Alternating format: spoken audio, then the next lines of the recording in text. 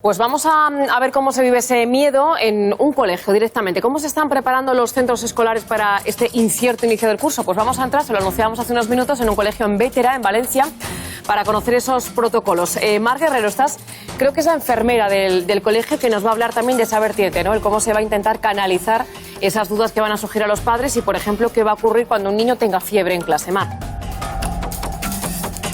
Sí, estamos precisamente con Alicia Carmona, ella es enfermera de este centro Mascamarena de Bétera en Valencia y precisamente nos encontramos en un aula burbuja, una de esas medidas que ha establecido ese protocolo pionero de la Comunidad Valenciana, que educación infantil y primaria, sus clases tienen que tener un máximo de 20 alumnos, únicamente contacto directo con el profesor por si hay un caso positivo, que sea muchísimo más fácil pues detectar y controlar ese brote. Precisamente este verano ya se han puesto en marcha estas medidas precisamente por esas escuelas de verano y Alicia, pues tú ya has notado que hay ciertos detalles que son mejorables.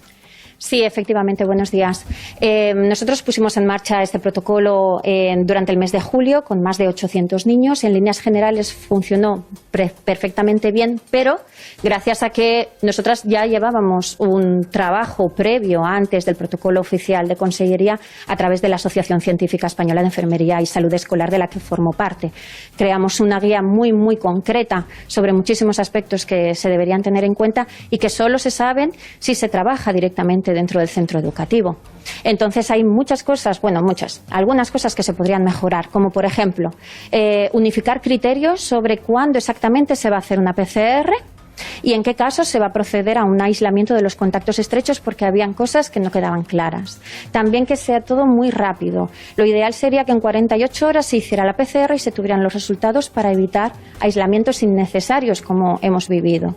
Y luego hay algunos otros detalles, como por ejemplo sería poder contar con el profesional de enfermería dentro de los centros educativos y también, de vistas al protocolo actual que marca Consellería, yo creo que sería necesario aumentar la protección de los profesionales, de los docentes, porque indican que deben utilizar un tipo de mascarillas que, bajo nuestro punto de vista, protegen de forma un poco básica.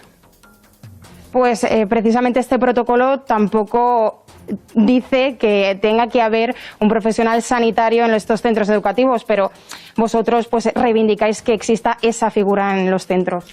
Efectivamente, el colectivo enfermero de forma tradicional ha sido infravalorado. Siempre nosotras hemos estado luchando desde hace muchos años porque se implante esta figura dentro de todos los centros educativos. Pero a día de hoy no lo hemos conseguido, ¿vale? Entonces, si hubiera un profesional de enfermería escolar dentro del colegio o del instituto, se podrían hacer muchísimas cosas. No solo la concreción de ese protocolo de seguridad, sino también supervisar la correcta puesta en práctica del protocolo, comprobar si se produce algún tipo de error, también poder formar a toda la comunidad escolar y dar información veraz y concreta. Mar, bueno, pues estas son algunas de esas medidas que ha establecido este protocolo pionero en la Comunidad Valenciana. Me gustaría hacer una pregunta a la enfermera, Mar, no sé si ella puede escucharme. Sí, creo que sí.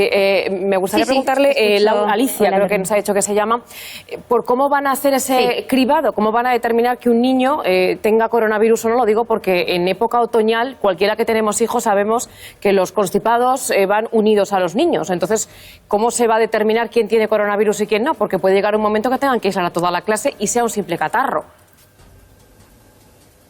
Efectivamente, es difícil, pero sí que es cierto que hay determinados síntomas que, aunque son comunes a COVID, nosotras podemos diferenciarlos de otras patologías, ¿vale? Como por ejemplo pudiera ser una laringitis.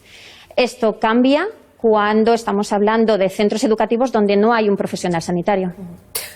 Bueno, muchísimas gracias por contarnos esta situación y ojalá que vaya bien el curso escolar. Gracias, Mar. Gracias, Alicia.